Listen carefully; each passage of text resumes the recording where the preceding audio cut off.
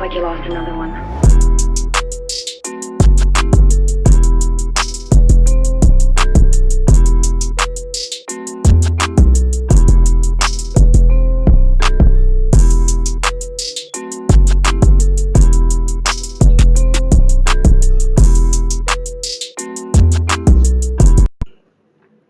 What's up, guys? Keyshawn the Cheer here, back at you with another alternate universe. What if? And this is going to be part 2 of What If Deku was suicidal. Now, we're going to give a quick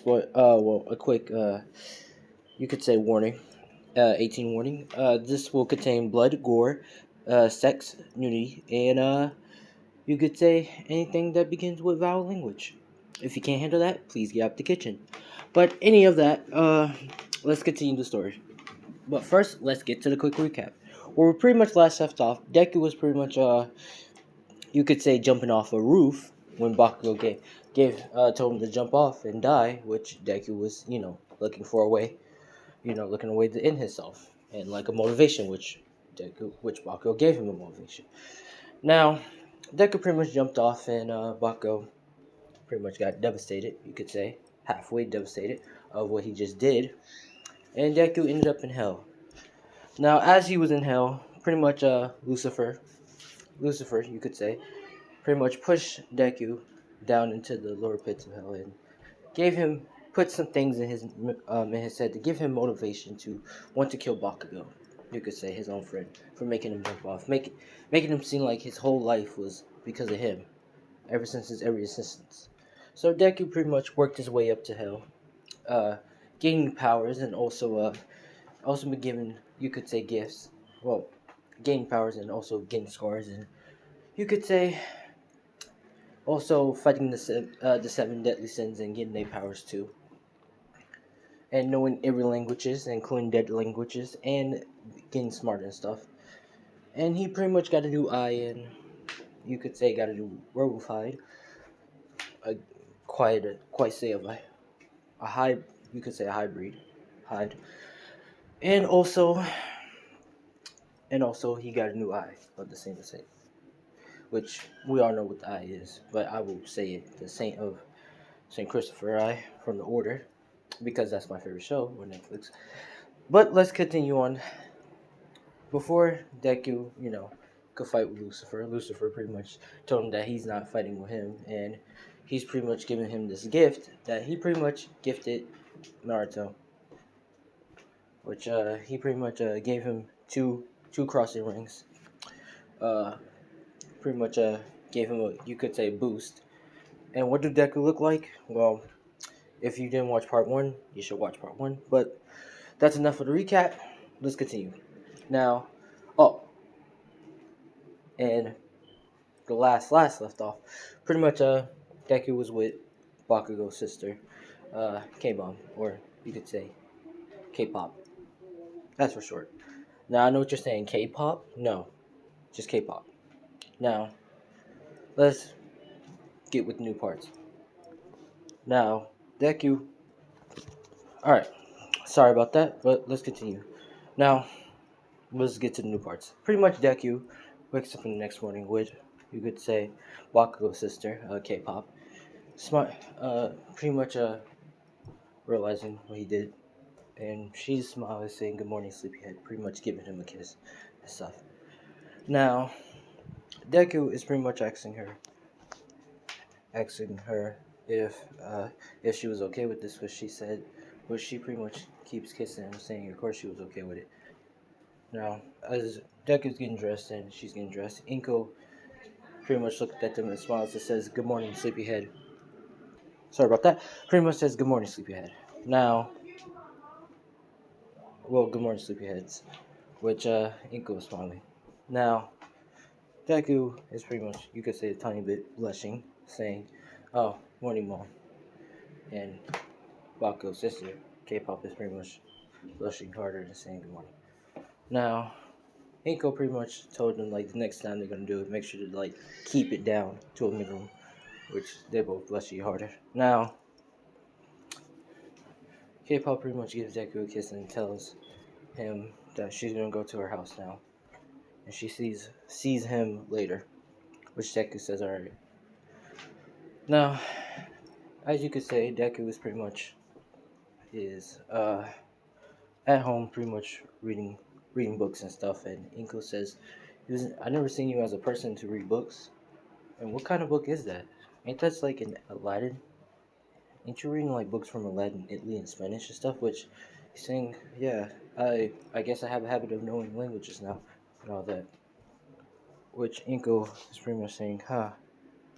Now Deku, he pretty much has, you could say, a little bit of a traumatized state of memories in hell because, as you could say, his memories in hell is not quite so present because he had to fight tons of demons to fight his way, fight the seven deadly sins, and their souls in there, you could say their parts like organs, heart, and all that, and lungs and liver and all that stuff is in Deku's body. So pretty much Deku is like, you could say, combined of all the seven deadly sins, and plus their souls is like mixed in with him. So like the seven deadly sins wanted to have to escape a route out instead of just staying in hell. So they're pretty much a part of Deku, you could say, and Deku can pretty much summon them in in will if you wanted to.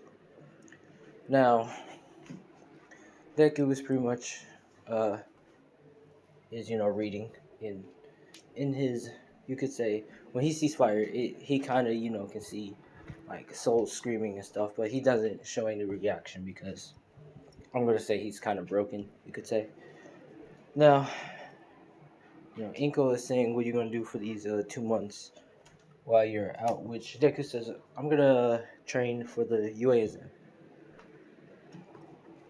Which Inko says, oh yeah, you wanted to become a number one hero. Well, do your best, hun. Now Deku goes to the beach and he starts. We're gonna say he goes to the beach and he starts doing his training.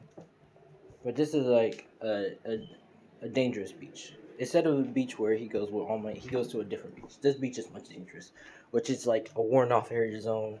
Like don't go there. Like monsters, people with like dangerous quirks. Like it's a dangerous area, you could say. Now Deku pretty much goes there and he starts training there. Now we're gonna say this is a high beat bear, a bear woman with a quirk, where she can transform into a full bear or a half bear, kind of like that, and also like half humans who can turn into half animals and stuff. And they live on them there, and we're gonna say they're kind of cannibals, a little bit of a cannibals, you could say, if they don't have food. Now Deku's pretty much at the beach training, and he's exercising, doing, we're gonna say 100 push-ups and all that stuff because his body doesn't get weird out. And as he's training and stuff, this is where he gets hears in his head from Pride saying, "Huh, I see you're training, but what's the point of training? You're already powerful enough." Which Deku is telling him to shut up. Pretty much saying it out loud, telling him to shut up. Now Lust, she's pretty much saying, "Huh, you should probably shut up before he pretty much exhales you out his body." Which Lust laughs and says, "Oh wait, he can't because we're a part of him. If he rips one of us out, he pretty much becomes a dead man." Which Greed is pretty much saying, "Yeah, yeah, yeah, whatever." And then Gluttony is he's pretty much just eating, like creating food out his mind and just saying, and pretty much eating the same. Yeah, I don't think that's a good idea of all arguing at once, which Deck is just, telling them to shut up before I kill myself and we all end up back in hell. No, they all shut up because, they don't want to be in hell. Now, as Deku is pretty much, continue doing his exercise and stuff, this is where we're going to say one of the, you could say, messed up quirks people comes in and they're pretty much she charged at Deku, turning her hand into a bear's hand and trying to slash at Deku. This is where Deku backs up and pretty much says, "Huh, all right." And he's pretty much trying to summon something, but he can't. He can't summon the blade Excalibur or anything. And he's like saying, "What the hell's going on?" Now, you could say the breaking quirk or the woman is keep slashing at him, and Deku's pretty much dodging left and right and stuff. Now, this is where you could say, all the sins are talking. They're saying, Deku, you have to concentrate. Like, since we're all merged together and your soul is as one, you're the person who's main control. So think hard of how to really use our weapons and stuff and how to combine it. Which Raph, she's saying, yeah, you idiot. Concentrate, which Deku concentrated. He creates the Excalibur blade, but as a whip blade. Now Deku pretty much lets it, and he slashed down at the, you could say, hybrid, or the, you could say, mutation quirk woman, and she pretty much gets cut and she backs up. Now Deku is pretty much saying, now she pretty much hit the wall all scared. Pretty much, you could say she doesn't have clothes on and she's pretty much like scared for her life. Now Deku pretty much start thinking and creates some food. It pretty much gives it to her. You could say he gives her some food and he starts to patch her up. But she's eating all calmly and stuff. And Deku asks what is her name.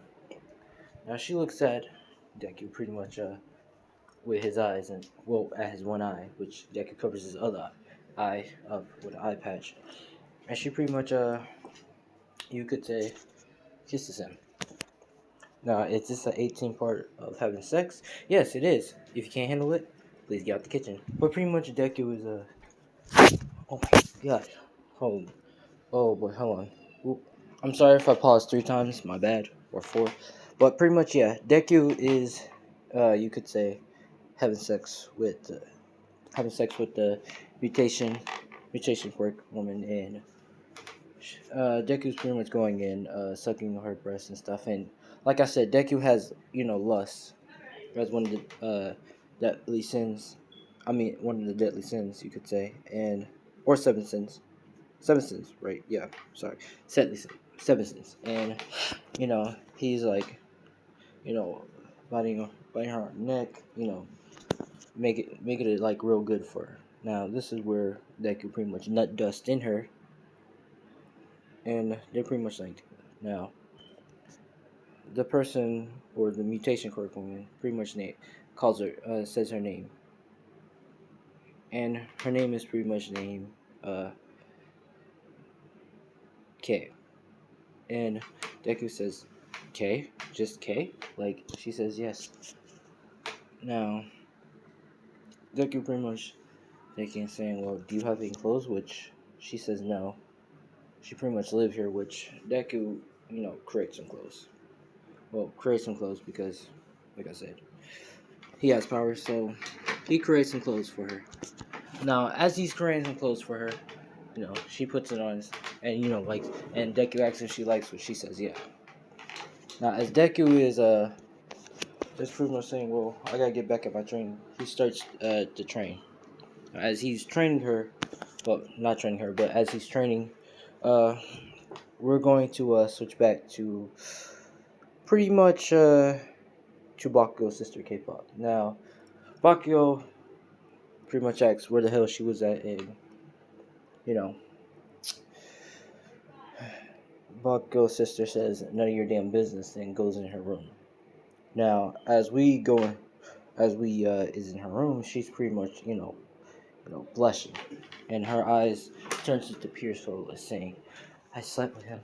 I slept with the one I really love." Like, talking crazy, saying, "Deku-chan," like basically saying that. Now, basically, she has a pictures of Deku, like a whole like shrine of Deku. Ever since a picture of him as a kid, all the way up of his age now. Now she's pretty much saying, I finally have him as mine.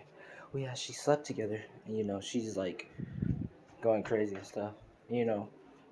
She's kind of getting wet after seeing Deku trying and stuff. Saying, I wonder if we're gonna actually get married and stuff, like going crazy. And she pretty much pulls out a knife and stabs down the picture of her brother and any other and people of girls that Deku have talked to. And she says, I'm gonna kill anyone who dares come between me and him. Now, with respect to Deku, and Deku is pretty much saying, I'm getting a feeling of a desire of only me. Oh well. Now, Now Deku is pretty much training in K, and you could say the other people with the mutation quirks and stuff is pretty much worshipping as Deku. Now, some of those quirks are like women and male, and pretty much you could say they have a whole OG sometimes, but Deku most of the time is training at the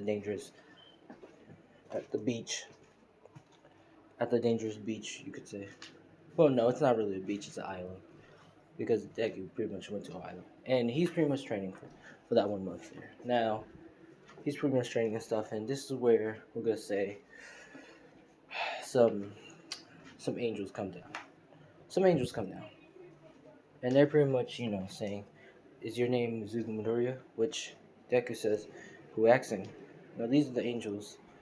You could say rogue angels that here's the story of the prophesied, which we're gonna say God didn't want the angels to intervene because it's Deku's choice of him wants to destroy the world. But if he wants to destroy the world, then the angels can come down and stop him. Which Deku's not planning to destroy the world or anything.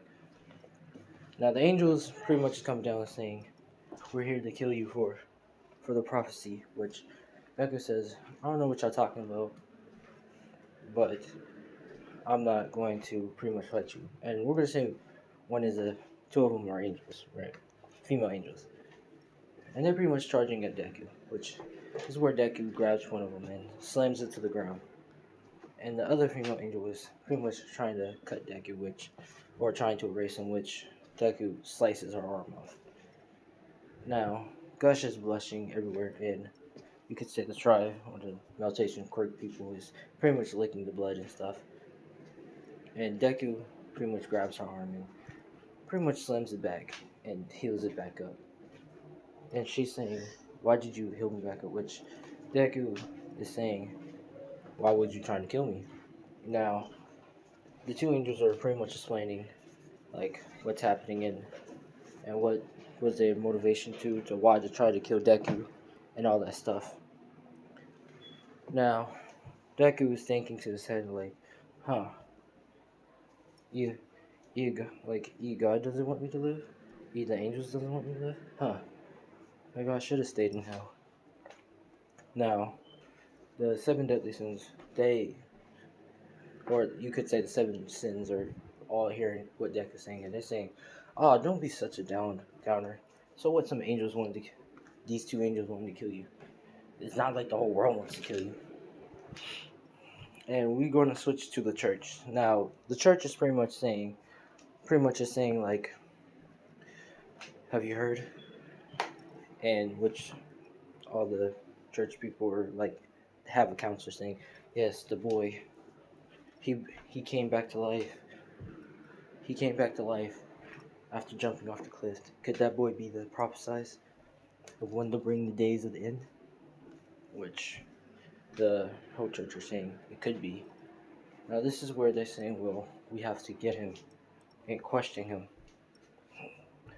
Now, Deku was at the beach pretty much talking to the angels, and the angels are, well, is talking to Deku, and Deku says, "Huh, is that about it?" Which they say yes. Now, these are twin angels, you could say. And Deku pretty much takes off his shirt, pretty much, about to wash his shirt, and they see his cuts and his muscles and stuff, and see the cross and stuff, scars. Now, they ask, "What did they do to you and how?" Which Deku pauses and says, if I told you what they did, would you believe me?"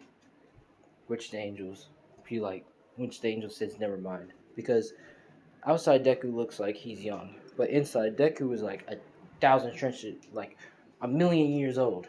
Like he knows every knowledge. He fought so many battles that he's pretty much skilled. Like nothing can hurt him. You could say he's pretty much an old man inside, but outside he's like young. Now Deku is pretty much sitting at the beach, looking at the stars, and this is where the two angels sits by him, and they're pretty much telling Deku that they're sorry for trying to kill him, and they thought he was like really like the one to destroy the world, which Deku says is okay. Now this is where they grow, you could say, a lust or affection for Deku, and they pretty much do it. Now, as I could say, they had sex. Deku, now Deku pretty much nuts in both of them and gets both of the angels pregnant. You could say he puts his seed in them. Now I know what you're saying. Deku's already getting girls pregnant. What can I say? When you have a lust sin inside of you, you pretty much you start to want to make children and stuff. Now Deku wakes up in the next morning with the two angels, and they're pretty much saying they have to go up in heaven to report back that nothing was over here and stuff. Which Deku says, "All right, but you know, you know where to find me, right?" Which they say, "Yeah," and they pretty much fly away. Now,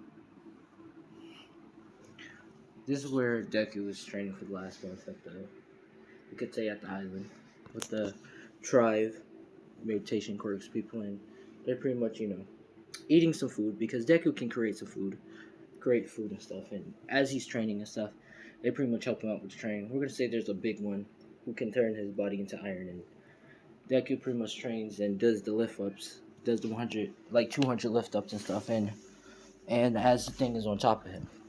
Now Deku is pretty much training and getting stuff done, and he pretty much tells his people bye, which they pretty much say, which the tribe, these tribe people, you could say, are saying goodbye master or goodbye chief, call him chief or a god, you could say, which Deku pretty laughs and says, "Hi, I'm not that of a god," but he pretty much goes away, or you could say flies, walks on ice and runs, starts to run on the water, head back to the place. Now Deku, we pretty much head back home, saying Mama at home, which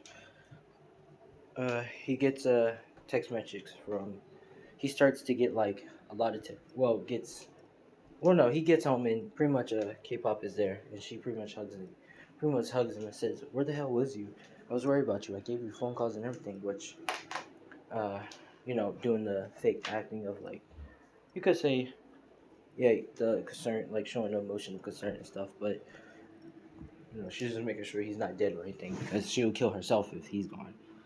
Which Deku's saying, no, he's alright, he's fine. That he's just pretty much just was just training at an island.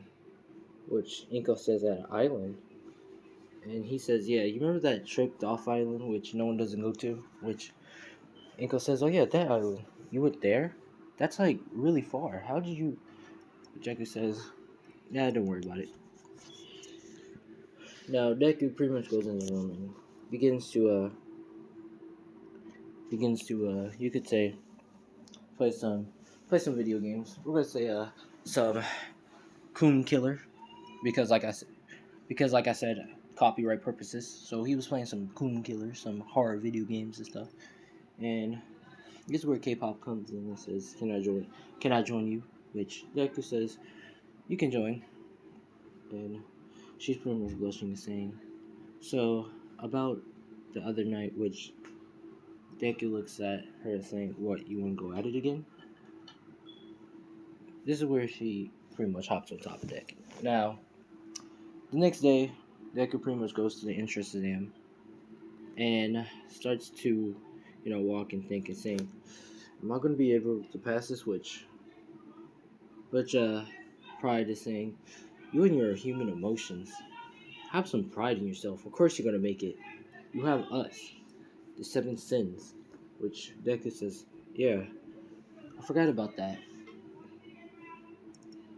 Now, Deku finds, you could say, a $100 bill and says, "Oop, hey, $100 bill," and pretty much takes it. And this is where he says, "I wonder, can I turn this into gold?" And he pretty much transforms it into a gold bar, saying, "Huh, neat." And this is where a little girl comes in and pretty much saying, and she's homeless and saying, "Spare change." This is where Deku pretty much gives her the gold bar and says, "Here, kid, just take it," and walks away. But she says, "Thank you, sir." Now, this is where a bunch of other kids comes in and they pretty much says, "You got a gold bar? Let's take it to a bank." Which their mom comes in and looks at Deku and smiles. It says, "Excuse me, did you give my dog this gold bar?" And she's homeless too. And Deku smiles, pretty much smiles, and says, "Yeah, I don't need it." What she says, what she's trying to say, "Oh, you can't, like, you can't just do that. Like, we don't." Which Deku said. Primo puts his finger on her lips and says, "Shh, shh, just have fun. Take the money. Enjoy your life. Make something of yourself. Live in a happy house." And he pretty much starts to go. Now, she asks, "What is your name, sir? I mean, what is your name?" Which Deku looks at the mom and says, "Mizuki Midoriya." And he walks. Now, this is where he makes it to the thing and heads in the building. And as he heads in the building, everybody's looking at Deku because he's the only, you could say, boy who has pure dark hair, pure blackness hair, and pure black eyes. Well, black one eye, like a soulless black eye. Like if they look in his eyes, they will see.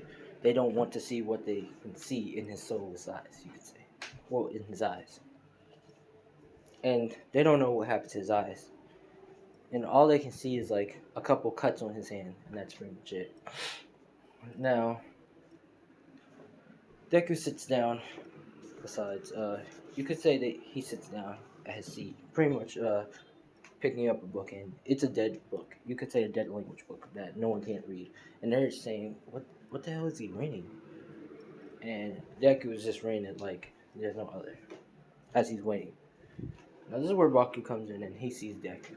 Now Bakugo, like I said, he's a little bit broken, traumatized, a little bit traumatized. So realizing that he did a villainous act to make someone kill themselves, and he thinks it's 100% his fault. Like it's his fault that he, made Deku kill himself, and now Deku is like completely different now. Like he's not the same. Now Bakugo sits by the side of Deku, and saying, pretty much trying to talk to Deku and stuff. Well, not talking to Deku, look away, saying like, no, it's like try not to talk to him because he has no right to talk to Deku. Now, this is where Ida is pretty much sits up top of Deku, and he looks and he pretty much saying, "What a weird kid. Who reads a who reads a book like that? I can't even understand those words." Which Deku pretty much closed the book and can't hear his pretty much is saying, "All right." Now, for the knowledge thing, he passes it in first place because, like I said, he's extremely intelligent.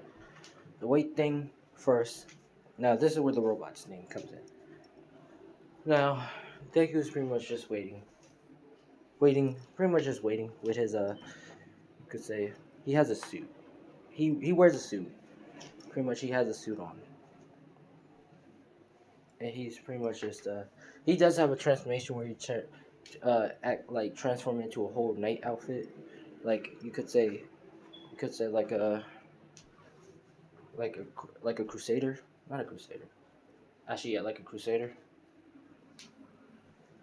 or like a Templar. You could say he has a transformation where he transforms into a Templar and he pulls out the Excalibur sword, which he can transform into anything he wants, like a staff or all that, or a butcher knife. You could say.